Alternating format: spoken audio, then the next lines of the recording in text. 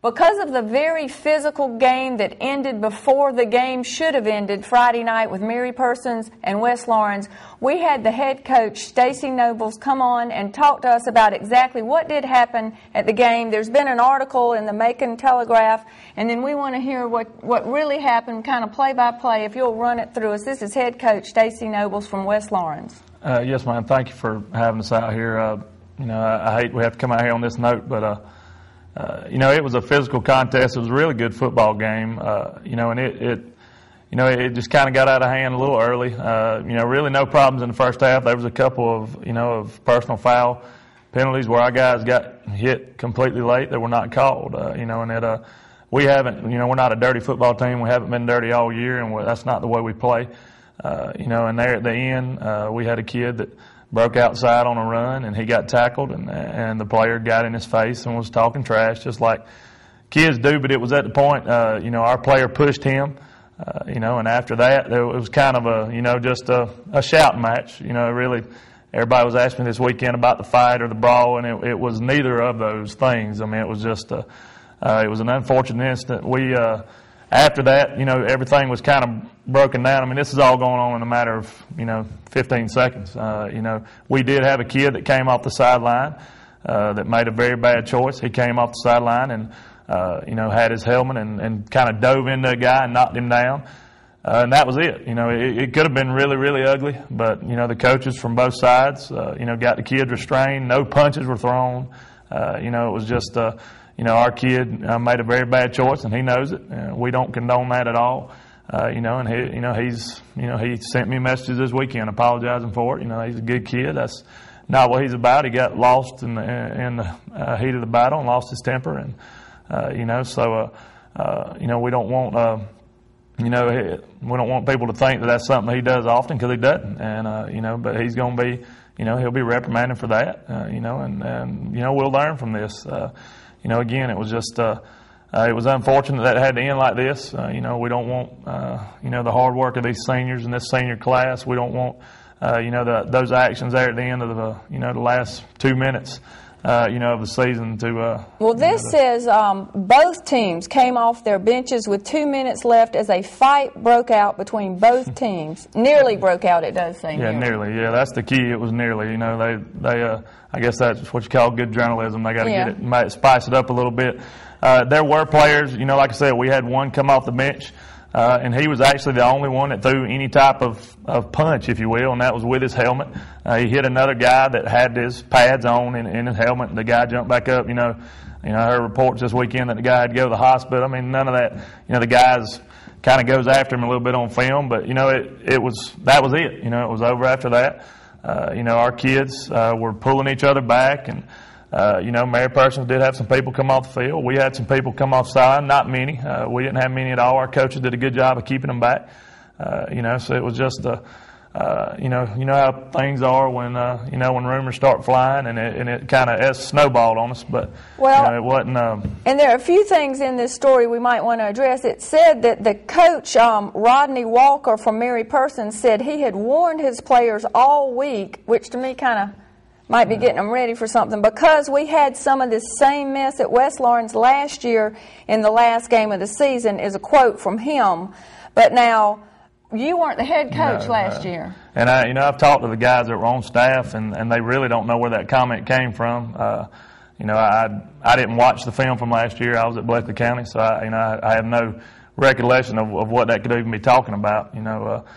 Coach Walker's seen all our films this year, and he's followed us all year, and he knows our kids don't play dirty, and they don't do that. We got the film evidence to prove it. So. Well, and this statement kind of supported what you had said, that you thought maybe the referees were not calling things like they should, and things escalate. And I know through my experience with my children, that does seem to be when more things happen, more injuries happen, you've got to really stay on top of it. But they said the incident came immediately after West Lawrence running back Demetrius Green was tackled, and a verbal altercation with Mary Persons defenders ensued, which came near the end of a game that included multiple personal fouls. Yeah, and it was, and like I said before, especially there towards the end, we had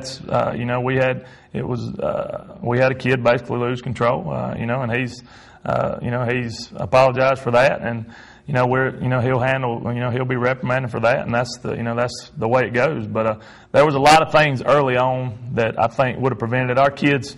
All we asked from, and during the game is to take care of our kids, protect our kids. And there were some instances, obvious calls that should have been made that wasn't.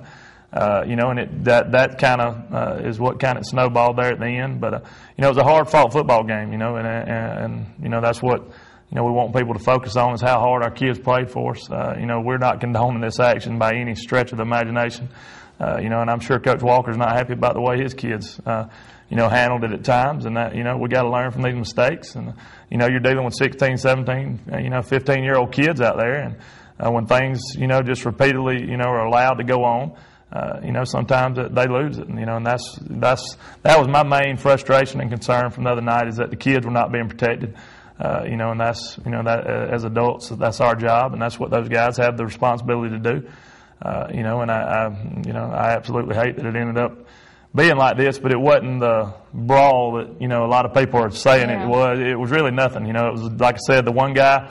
It was over in 20 seconds. It could have been really, really bad. There's no doubt about it. It could have been a huge melee, but praise the Lord, it wasn't. It was handled well by the coaches on both sides, and it was over. So.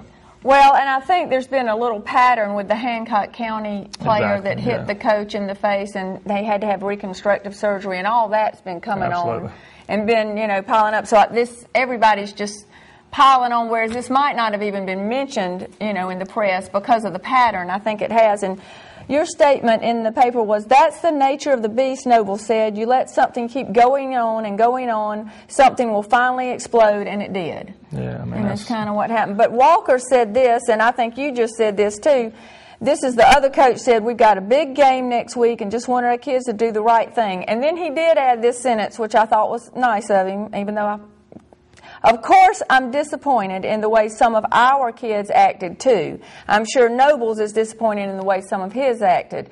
But in the heat of the moment, like you say, and when all those personal fouls are going on, and but I think really the way y'all handled it, what happened, it says you were out there, both coaches were talking with the referees after all this happened. Y'all got out in the center of the field for about 5 minutes? Yeah, it was just a little conference. They were explaining, exactly what happened and how they... how they were going to rule it. Coach Walker didn't want to finish the game. There was less than 2 minutes to go.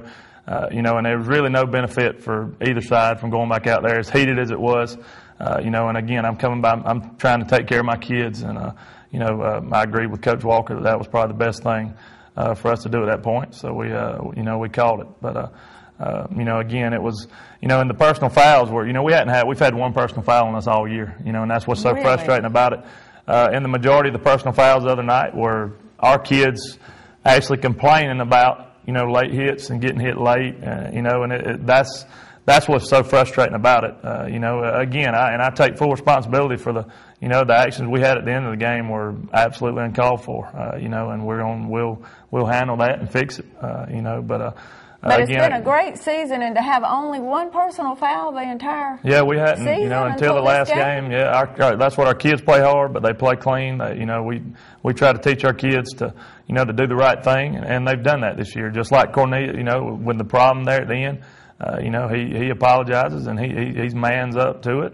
He knows that's not him, and so I'm proud of my kids. I love these seniors. They have played so hard for us this year, and I don't want. I know there's a lot of people out there saying this and that, but, I just wanted to kind of clear the air. Mr. Deal wanted me to come over here and do this, and I think it's a great idea because I don't want this to take away from what our kids were able to do this year, with the lack of experience we had and, some of the fact that they were in every ball game this year with a chance to win it.